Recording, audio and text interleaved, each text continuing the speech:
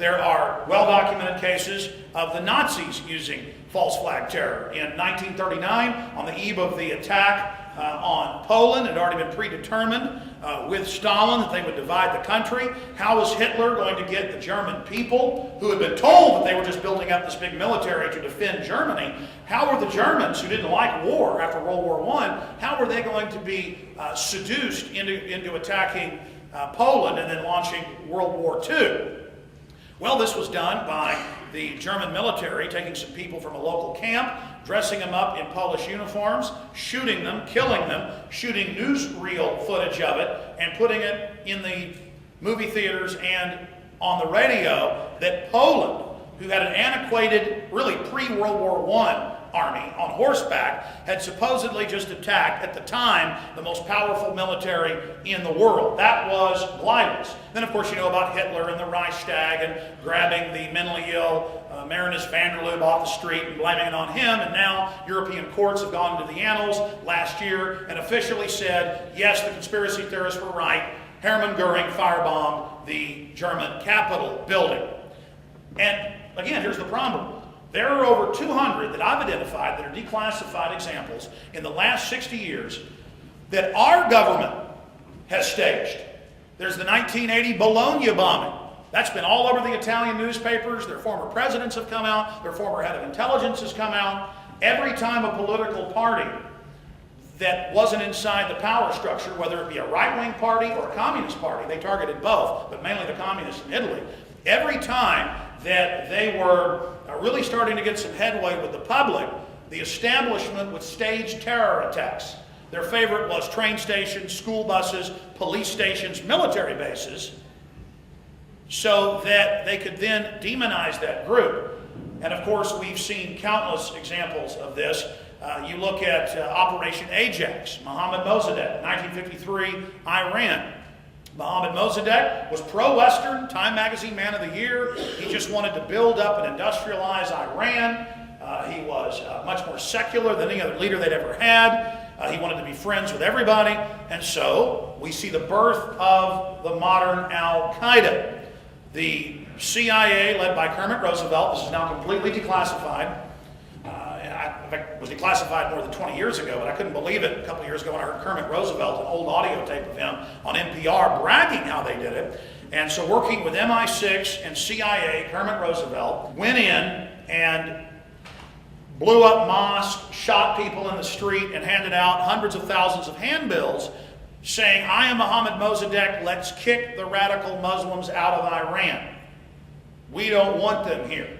And so then the government used the radical Muslims buying into it, going crazy, killing people in the streets, shooting police, shooting military, as an excuse for the military to come in with the Shah and say, okay, we're going to fix this for you, we're going to set up a police state. And that leads us into another issue.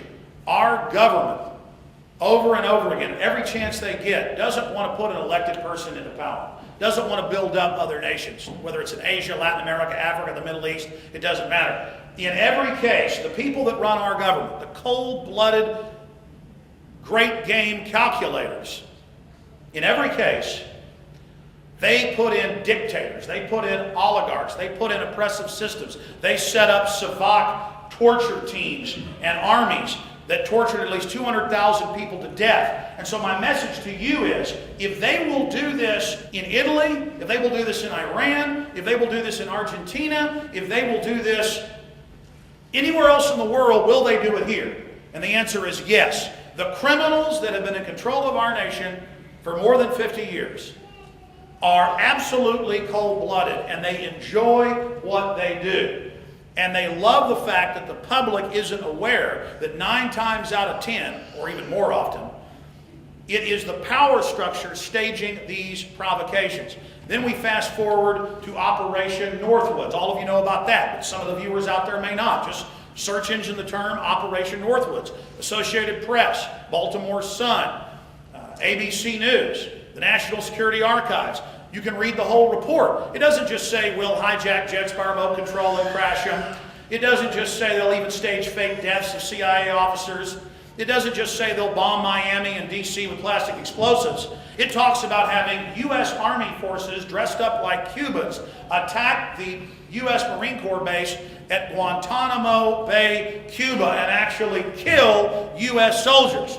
And it talks about attacking U.S. military bases in D.C., the Pentagon, and grazing troops.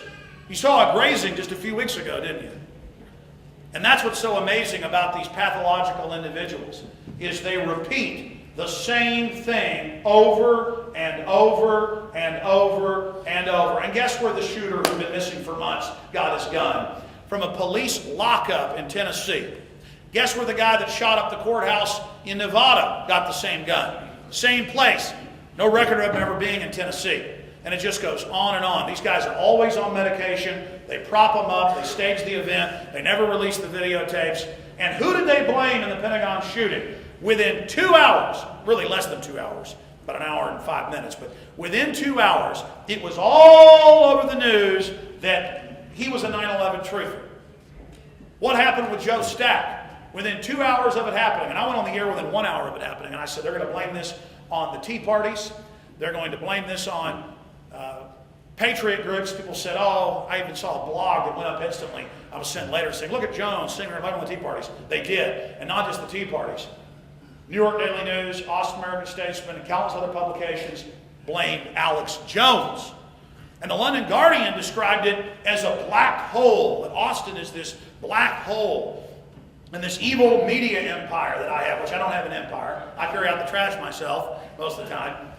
And that I'm at the center of this great evil. No, we are resisting their evil, and Austin is one of the centers of it. But not because of Alex Jones, because of you. And I realized early on that if I took action, and if I exposed these people, and if I spoke out against corruption, it would have an effect, because history documented that. I had no idea that it would have an effect this big in my own personal fight. But by joining together, and by researching, and by becoming more informed, we are unstoppable. And so the message to everyone watching live on the internet right now, or people watching this 5 years from now, or to the crowd of great truth seekers who are here today, every single one of you needs to see yourselves as a dynamic leader in the front lines for the fight for the heart and soul of humanity, for the destiny of this species.